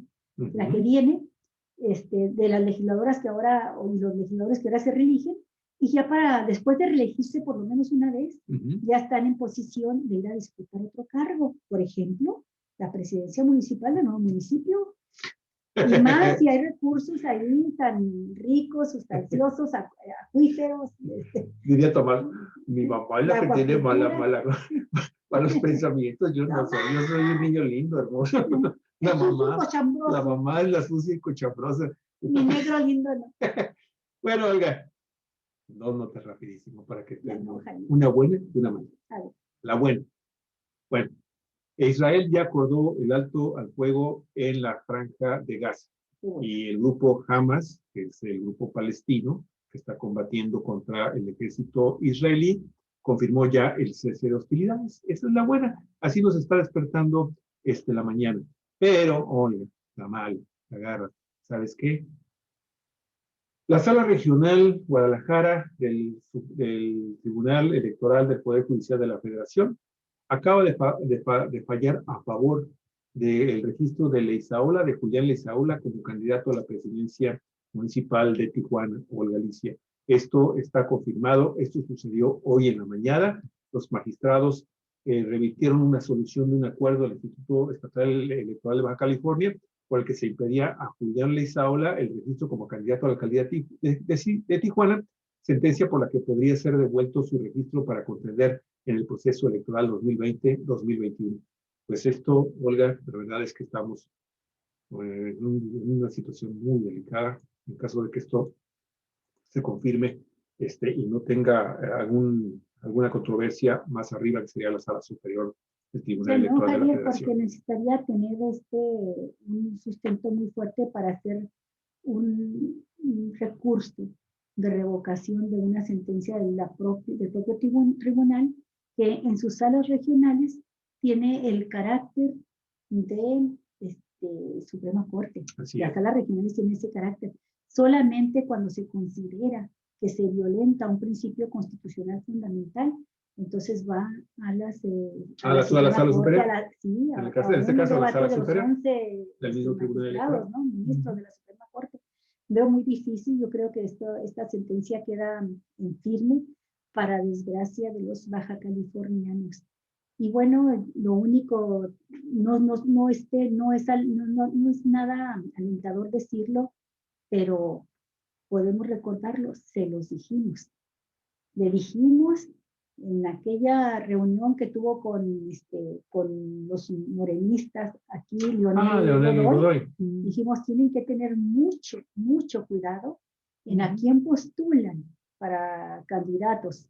Tienen que tener mucho cuidado en Tijuana, especialmente, porque si no ponen una candidatura buena y no consolidan ahí el proyecto que ustedes enarbolan de la Cuarta Transformación, ahí a la vuelta de 2 años se va a colar la Isaola, se les va a colar la ultraderecha y ojalá el daño se lo llevaran ustedes. El daño nos lo hacen a todos.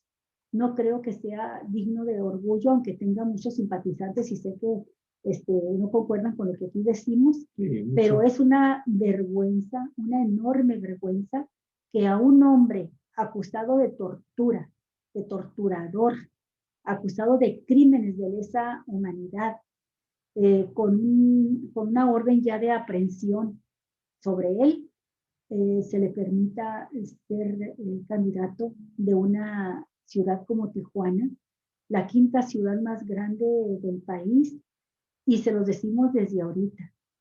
La plataforma para la candidatura a gobernador, la próxima.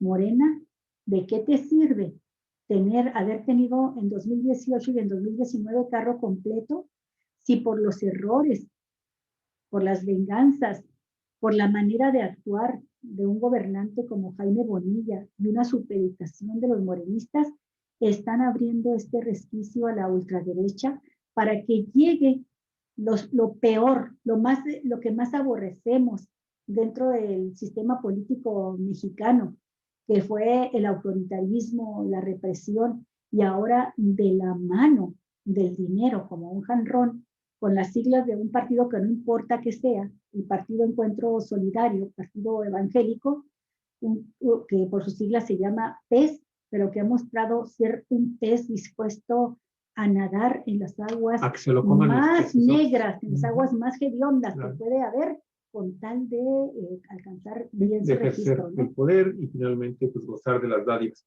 Olga, y qué bueno que lo comentas, porque fíjate que esto abre la posibilidad real de que entonces el PES con esta candidatura que ya se nos deja venir casi como ya un hecho, la del teniente coronel Miguel Isaola Pérez, vamos a ver cómo se comporta pues una candidata de Morena que pues no tiene nada que hacer frente a Julián Leizaola Galicia, porque Montserrat Caballero, que es la candidata de Morena, sus aliados aquí en el estado de Baja California, pues es simple y sencillamente un apéndice del gobierno de Jaime Bonilla Valdés.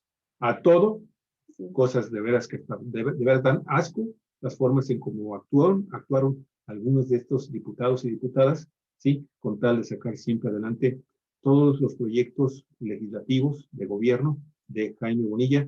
Y vamos a hacer un programa con todas las arbitrariedades que se cometieron en esta legislatura, de la cual Montserrat Caballero, ¿sí?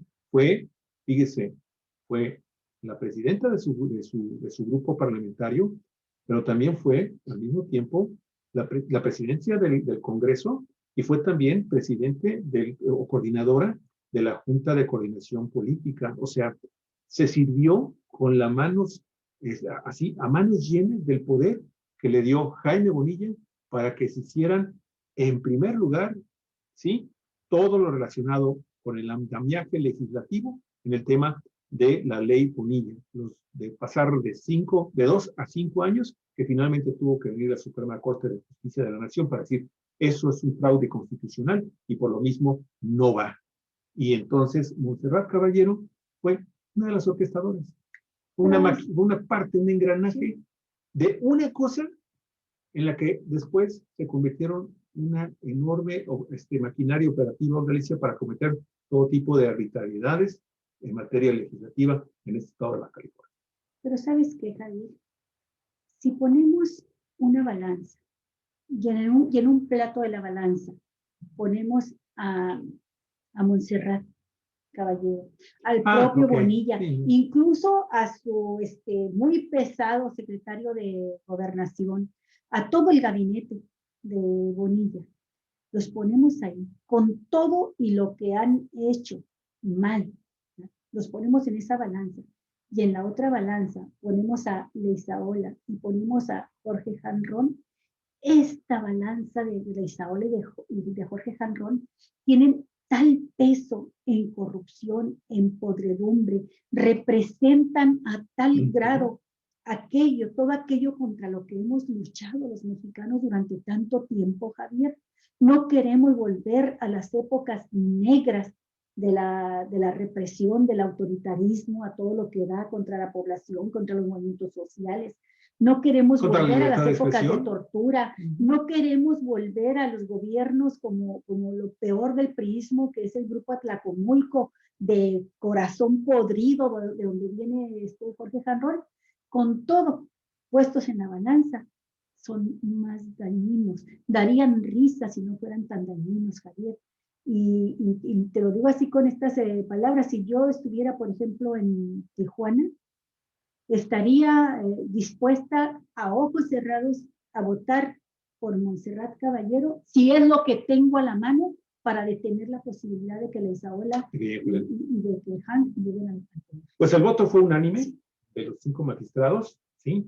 Se espera que en el transcurso de este día o mañana llegue la notificación de esta resolución unánime, ¿sí? Hay que recordar que Julián Leizaola no fue registrado o no fue aceptado como candidato a la alcaldía de Tijuana, porque el criterio que utilizaron los consejeros del Instituto Estatal Electoral de Baja California fue de que estaba bajo un proceso judicial, ¿sí? Tiene esta demanda del gobierno del estado en su contra por el tema de la tortura, ¿sí? Y ahora, pues una vez que se notifique, entonces ya el Instituto Estatal Electoral todavía tiene la opción de decir, bueno, a ver, ¿qué es lo que vamos a hacer?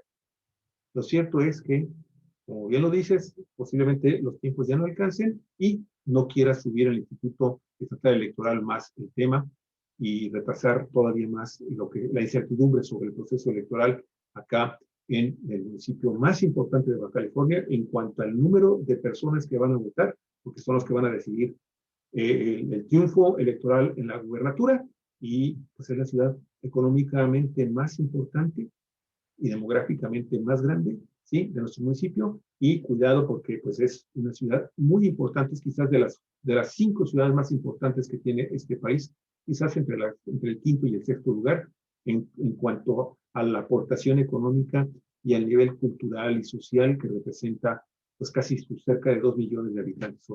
Impresionante. Bueno. Así es, así se pagan los errores.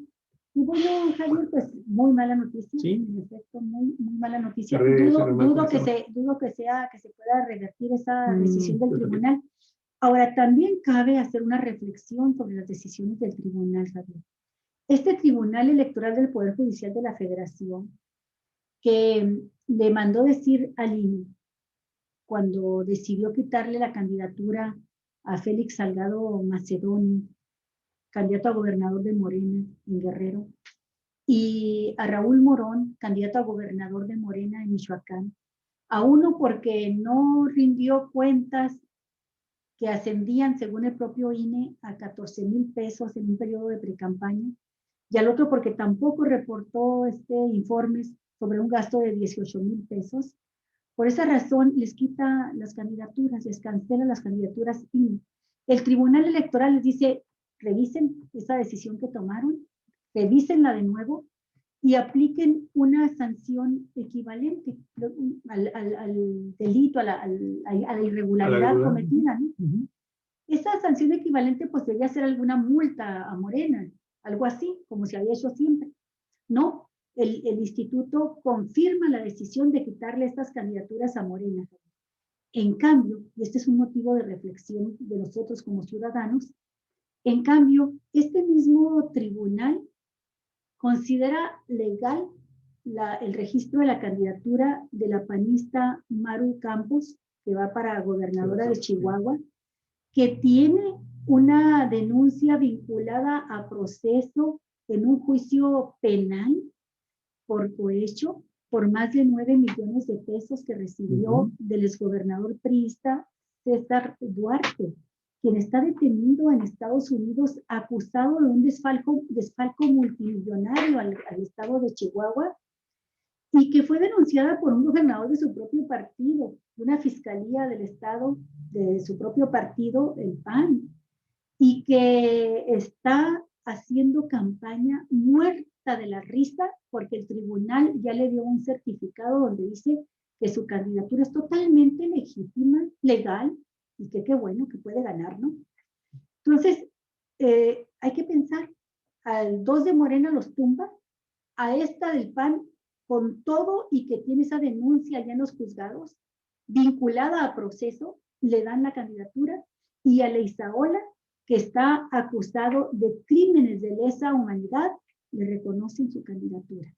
¿Por qué? Porque la ley así es, ¿verdad? Y ellos pueden interpretar al pie de la letra lo que dice la ley. Y entonces lo extraño es que todas lo que dice la ley lo interpretan desfavorable al partido del presidente López Obrador y favorable a la oposición. Qué raro, ¿no? Uy, Olga, entonces mejor ni te digo lo último que acaba de suceder con el caso de Maruca. ¿Qué pasó? Pues concluyó una nueva sesión allá en el juicio que le está siguiendo, y peritos acaban de tumbar prácticamente las pruebas vitales que la fiscalía presentó en contra de la candidata. Y esto, por lo que yo estaba leyendo ahorita rápidamente, pues fue un duro golpe para la fiscalía del estado de Chihuahua, en las acusaciones que está haciendo por haber recibido, presuntamente haber recibido ese dinero por parte de Duarte. Así están las cosas. Bueno, pues premios a la corrupción, el que no tranza, no avanza, etcétera, etcétera. Así están. Bueno, Cuatro Vientos. Es la red donde todas las voces encuentran eco. Vamos a ver qué sucede en el transcurso del día, amigos y amigas. Manténganse al tanto de nuestra red en Facebook, porque vamos a estar subiendo información sobre estos últimos temas que hemos estado tratando con ustedes aquí en nuestro programa del día de hoy. Gozamos de libertad de expresión, esperamos seguirla gozando, porque ya ahorita oímos pasos en la azotea, ¿no? Sí, y los ciudadanos, su derecho a la información. Esos son los que están en riesgo. Muchísimas gracias, amigos y amigas. Muy amables por estar con nosotros y hasta el día de mañana. Cuídense mucho. Buen provecho.